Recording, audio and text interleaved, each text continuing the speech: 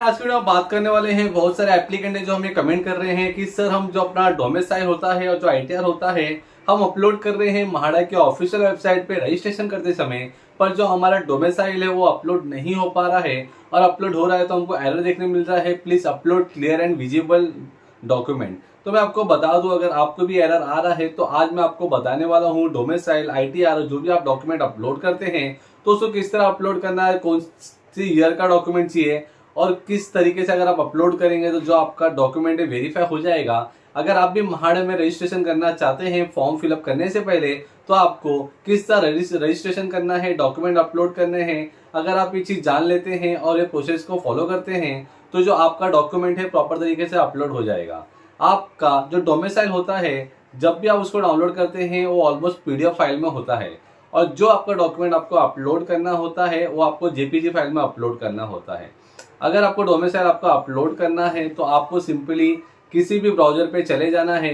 Chrome application पे जाते ही या क्रोम ब्राउजर पे जाते ही आपको सिर्फ सर्च करना है पीडीएफ टू जेपीजी। जैसे आप पीडीएफ टू जेपीजी सर्च करेंगे आपके सामने वेबसाइट ओपन हो जाएगा। आपको वेबसाइट पे जाना है, आपके पीडीएफ फाइल को अपलोड कर देना है और उसको कन्वर्ट टू जेपीजी में कर देना है। जैसे आप कन्वर्ट करोगे आपको जेपीजी फाइल मिल जाएगा और आप वो जेपीजी फाइल अपलोड करिए और फिर आप देखेंगे जैसा अपलोड करेंगे तो आपका बारकोड नंबर, आपका पूरा डिटेल आ जाएगा और सब कुछ प्रॉपर होगा तो आपको सबमिट कर देना है। अगर आप उसको कन्वर्ट नहीं कर सकते, अगर आपके पास हार्ड कॉपी है तो आपको उसको स्कैनर से स्कैन कर लेना है या आपको जो भी प्रिंटर होता है साइबर कैफे में जाकर उसको स्कैन कर लेना है और उसका सॉफ्ट कॉपी आप अपलोड कर देंगे, तब भी आपका जो डोमिसाइल है प्रॉपर अपलोड हो जाएगा। अगर आप मोबाइल से फोटो क्लिक करके अपलोड करेंगे तो आपको एरर देखने मिलेगा, क्योंकि अगर आपका डॉक्यूमेंट थोड़ा भी इम्प्रॉपर होगा, क्लियर नहीं होगा तो आपको एरर देखने मिल सकता है। और सेम चीज आपको आईटीआर और इनकम सर्टिफिकेट पे भी करना है। पीडीएफ फाइल में है तो उसको जेपीजी में कन्वर्ट कर लेना है और उसको अपलोड कर देना है, या आपके पास हार्ड कॉपी है तो उसको आपको स्कैन कर लेना है और फिर आपको उसको अपलोड करना है। फिर देखिए जो भी आपका डॉक्यूमेंट है क्लियर अपलोड हो जाएगा। अगर आप मोबाइल से फोटो निकालते हैं तो इसलिए आपको एरर देखने मिलता है और आपका डॉक्यूमेंट क्लियर नहीं होता। तो आपका जो डोमिसाइल होगा वो लेटेस्ट होना चाहिए, उस पर बारकोड होना चाहिए, आपका आईटीआर भी प्रॉपर होना चाहिए, बारकोड होना चाहिए और इनकम सर्टिफिकेट भी बारकोड होना चाहिए।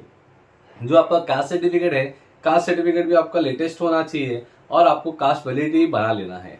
अगर आप कास्ट वैलिडिटी नहीं बनाते हैं तो आपको बाद में बनाना होगा, इसीलिए अभी से कास्ट वैलिडिटी की तैयारी कर लीजिए, क्योंकि आपको कास्ट वैलिडिटी भी लगेगा। और जिनका भी कास्ट सर्टिफिकेट है आप चेकआउट कर लीजिए कि आपके पास लेटेस्ट कास्ट सर्टिफिकेट है और उसमें भी बारकोड लगा हुआ हो। तो इस तरीके से आपको अपना पूरा डिटेल जो डॉक्यूमेंट है आपको रेडी कर लेने हैं और इस तरीके से अपने डॉक्यूमेंट को अपलोड करने हैं।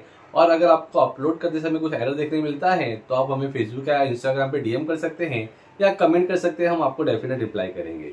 अगर आपको वीडियो पसंद आया दोस्तों, वीडियो को लाइक करना, चैनल सब्सक्राइब करना इस तरह लेटेस्ट वीडियो देखने के लिए सबसे पहले।